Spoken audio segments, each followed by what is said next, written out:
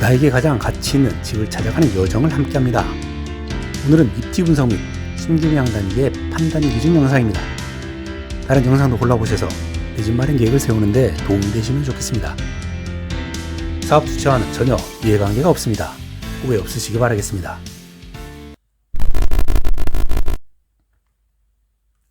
지난주 교산 푸르지오 더 퍼스트의 입주자 모집 공고 게시 후에 단지 분석 및 당첨 확률을 올리기 위한 방안을 다룬 컨텐츠를 올렸는데요. 수많은 분들이 각자의 상황에 따라 원하는 타입에 당첨되기 위한 전략적인 청약을 문의하셨습니다. 당첨되고 싶은 간절한 마음이 느껴지는 문의들도 많았습니다. 영상에 관심 가져주셔서 감사합니다. 그런데 오늘은 주변 분위기에 휩쓸려서 너무 조급한 마음을 가지실 수 있는 분들도 많을 수 있다는 생각이 들었습니다. 따라서 좀 더 여유를 가지고 전략적으로 차근차근 다음 기회도 준비하실 수 있도록 교산지구 전체를 세세히 알아보는 시간을 가져보려 합니다. 좀 더 롱텀으로 안목을 가지고 차근차근 준비하면 조급한 마음을 조금이나마 덜어낼 수 있지 않을까 하는 기대입니다. 그럼 하남 지역부터 봅시다. 하남시는 한강 이남에 강동구 및 송파구와 인접한 도시입니다.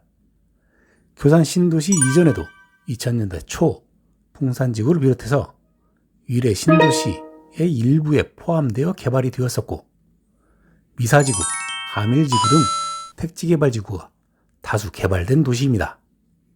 하지만 위례 신도시에서도 다른 지자체에 비해서 교통이 가장 불편한 위치에 있고 미사지구는 강동구보다 더 먼 동네라는 인식, 송파구에 바로 붙어 있지만 규모가 너무 작은 가밀지구 등 선호되는 고급 주거지 이미지보다는 서울과 가까운 듯 가깝지 않은 조금은 애매한 느낌이 있었습니다. 그런 중에 개발 중인 하남 교산 신도시는 규모 면에서는 괜찮지만 여전히 서울 접근성에 대한 부정적인 시선을 보내는 사람도 있습니다. 그래서 GTX-D, F 노선에 대한 기대를 많이 얘기하기도 하는데요. 개통 일정 또한 너무 불확실해서 애매한 신도시라는 의견도 꽤나 있습니다. 하지만 교산 신도시를 완전히 다르게 포지셔닝해줄 인프라가 발표되었습니다. 기존의 5호선 중부고속도로, 수도권 제1순환고속도로, 세종 포천 고속도로 이외에 3호선 연장선과 서울과 연결되는 도로망 개설에 대한 계획입니다. 이 계획이 의미하는 것은 언제 들어설지도 모르는 GTX를 하염없이 기다릴 필요 없는 강남 출퇴근이 가능한 수도권 신도시로서 그 기대가 커진 것입니다. 또한 교산 신도시는 세로로 긴 장방형의 형태인데 지구의 가운데 부분을 통과하기 때문에 역 접근성의 편차가 큰 여타 신도시와 비교해서 역세권 효과가 매우 클 것으로 보입니다. 이것은 3호선 연장 사업의 경제성을 높여줄 수 있고 경제성 문제로 인해 사업이 지지부진한 여타 교통 인프라 사업보다 그 추진 속도가 훨씬 빠를 것이라 기대해 볼 수 있는 요소입니다. 앞에서 교산 신도시는 세로로 긴 장방형의 형태적인 특징이 있다고 했습니다. 그런데 이런 형태적인 특성으로 인해서 교산 신도시는 다른 특징을 또 가지게 될 것으로 보입니다. 교산 신도시라는 대생활권 아래 여러 개의 소생활권으로 나뉠 가능성이 높습니다. 마치 분당 신도시가 야탑 임해동, 서현 순회동, 정자동, 구미동으로 구분이 돼서 그 안에서 지역별로 미묘하게 특징이 다르고 차이를 보이듯이 이 교산 신도시도 장방형 형태로 유사한 특성을 보일 것으로 예상이 됩니다. 그 안에서 어느 동네가 더 선호되느냐, 즉 집값이 어디가 더 높아질 것이냐가 결정될 것이기 때문입니다. 자, 그럼 교산 신도시 계획을 통해서 생활권은 어떻게 구분이 되고 소생활권별로 특성과 이에 따른 주거 선호 지역을 유추해 봅시다. 지구의 크기와 주변 교통 인프라를 감안할 때 교산지구는 총 4개의 소생활권으로 구분될 것으로 보입니다. 그럼 권역별로 자세히 살펴봅시다. 첫 번째, 지금 분양 중인 A2 블럭이 포함되어 있는 천영동 권역입니다. 여기는 사실 교산 신도시라기보다는 구도심의 확장이라고 보는 편이 더 어울리지 않나 싶습니다.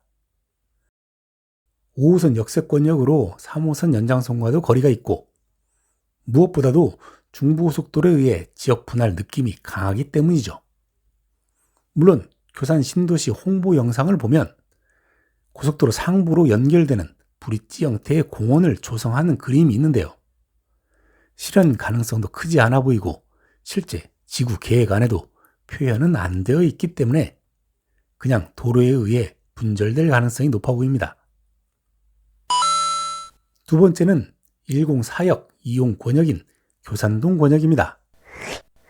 천연동 권역과 중부고속도로로 나뉘고 서측에 수도권 제1순환로가 감싸는 지역으로 도로 소음이 있는 블록은 자족시설과 업무 용지로 배정이 되어 주거지보다는 업무 상업 블록 느낌이 강합니다. 세 번째는 103역 이용 권역인 하사창동 권역입니다. 3호선 103역 외에 서하남로와 가밀지구 연결로를 통한 서울 진출입이 편리한 권역으로 보입니다. 네 번째는 102역 이용 권역인 상사창동 권역입니다. 연장되는 3호선을 통한 강남 진출입이 가장 가까운 권역입니다. 자, 그럼 권역별로 어떤 특성이 있는지 이에 따른 주거 선호 지역을 유추해 봅시다. 보시는 토지 이용 계획도는 최근 발표된 3차 지구 계획 변경안인데요. 2021년 A2 블럭의 사전 청약 시의 토지 이용 계획도와 비교해 보면 약간의 차이를 찾아내 볼 수 있고 이런 변경을 통해서 LH에서 구성하는 지역적 특성을 알아볼 수 있겠습니다. 비교적 의미 있게 변경된 블록을 확인해 보면 이렇습니다. 먼저 무채색으로 그 용도를 확정하지 않았던 교산동 권역의 중심 업무 블록이 자족시설과 중심 업무 상업 블록으로 확대되었습니다. 하사창동 권역은 주거용지로 확대 변경된 경우가 많고요. 상사창동 권역도 주거용지, 특히 공동주택 용지가 확대되었습니다. 북쪽 2개 권역은 자족 상업 블록 위주의 생활권, 아래 2개 권역은 주거 중심의 생활권으로 계획하고 있음을 알 수 있습니다. 그러면 권역별로 좀 더 자세히 살펴봅시다. 먼저 가장 북쪽에 있는 천연동 권역부터 보겠습니다. 총 11개 공동주택 블록 7,772세대가 계획되어 있는데요.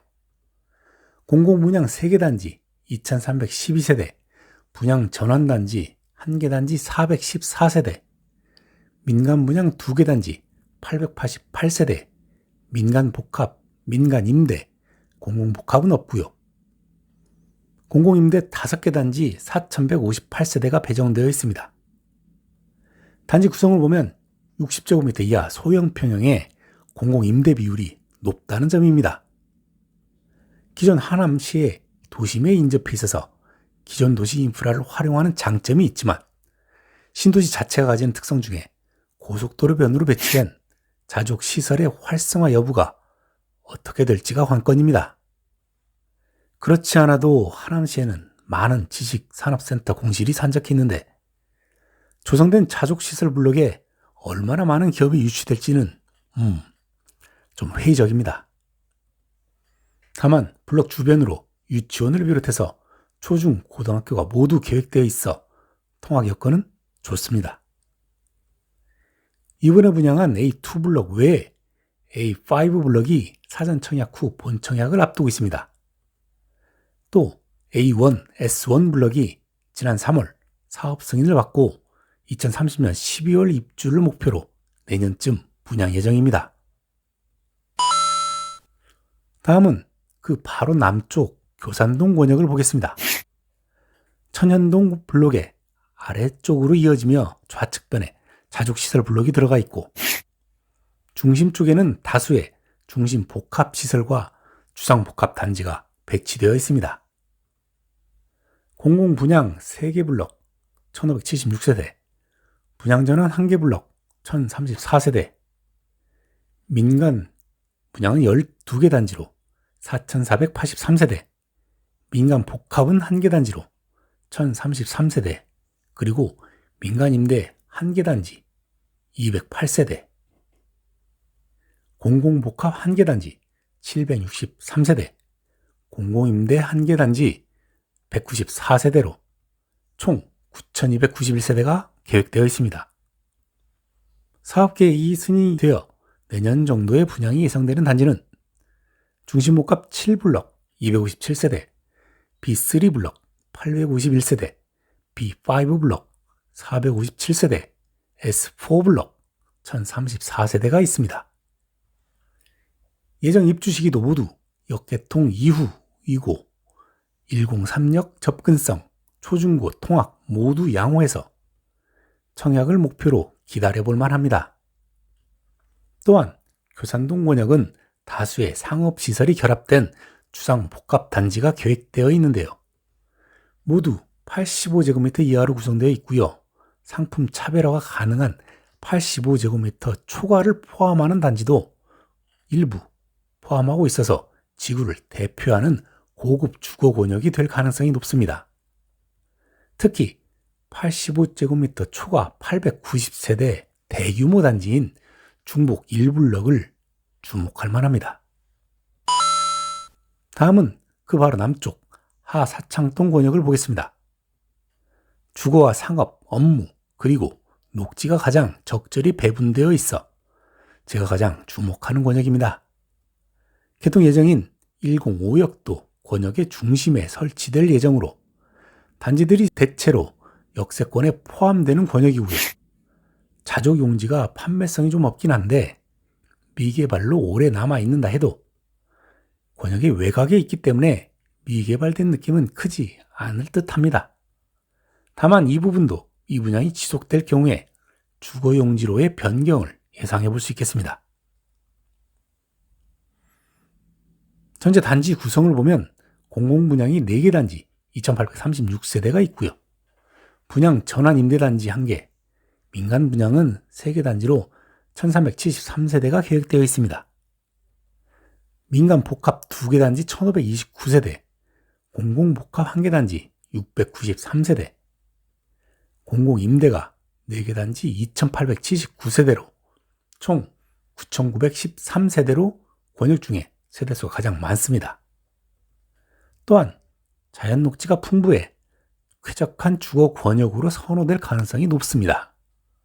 다만 지구를 관통하는 수많은 전선 철탑들이 어떻게 될지가 관건입니다. 지구 내 철탑 대부분은 지중화 작업으로 주거에 영향을 미치지는 않을 것으로 전망해 보지만 일부 자연 녹지 철탑들은 남겨질 가능성도 있어서 향후 경과를 주시할 필요가 있어 보입니다. 사업 승인이 나서 내년쯤에 분양할 단지는 공공임대를 제외하고 A14블럭이 유일한데요. 권역 내에서는 비교적 떨어지는 입지입니다. 교통, 편의, 교육 측면에서 우수한 민간 복합단지 주복 8블럭에 관심을 가질만 합니다. 금년 11월에 민간의 토지 입찰이 예정되어 있어 내년 또는 내후년에 분양될 것으로 보입니다. 또 권역에서 유일한 85제곱미터 초과를 포함하는 단지인 C2블럭도 관심을 가질만 합니다. 금년 9월 민간의 토지 입찰이 예정되어 있어 빠르면 내년 분양을 예상할 수 있는데요. 장방형 대지로 대다수 세대가 자연 녹지 조망이 가능한 설계가 가능해 보입니다. 다만 자연 녹지에 있는 철탑은 철거해야 할 텐데 상황을 한번 봐야 하겠습니다. 다음은 마지막으로 가장 남쪽 상사창동 권역을 봅시다.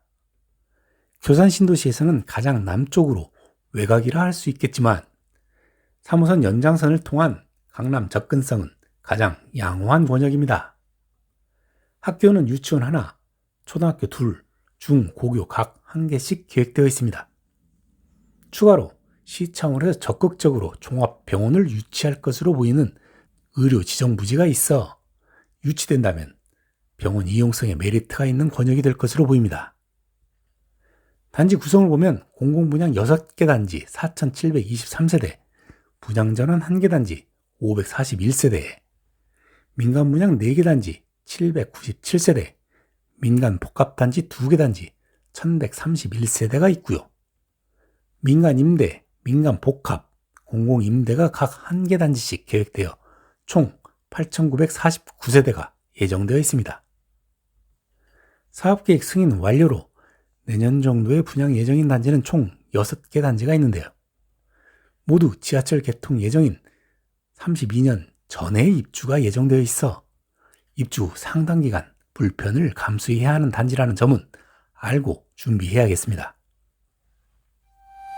자, 그럼 지금까지 살펴본 권역별 세부 현황을 비교하면서 종합해 보겠습니다. 천연동 권역은 기존 도심의 인프라를 활용하기가 좋은데 임대 비율은 가장 높습니다. A5, S1 블럭이 내년쯤 분양 예정입니다. 교산동 권역은 상업 및 업무 편의 중심 권역으로 임대 비율이 가장 낮습니다. 단 주상복합, 중심복합 형태의 고밀 주거지가 많이 배치되어 있어 쾌적한 주거지보다는 편리한 주거 권역을 지향합니다. 중복 7, B3, B5 블럭이 분양 예정이고 중복 1블럭을 주목할 만합니다. 하사창동 권역은 가장 많은 세대수와 높은 녹지 비율, 넓은 역세권으로 쾌적한 주거 환경을 기대할 수 있겠습니다.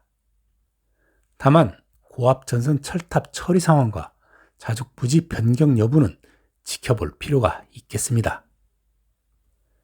A14블럭이 내년 분양 예정이고 민간사업으로 C2블럭, 주복 8블럭이 그 이후 분양 예정입니다.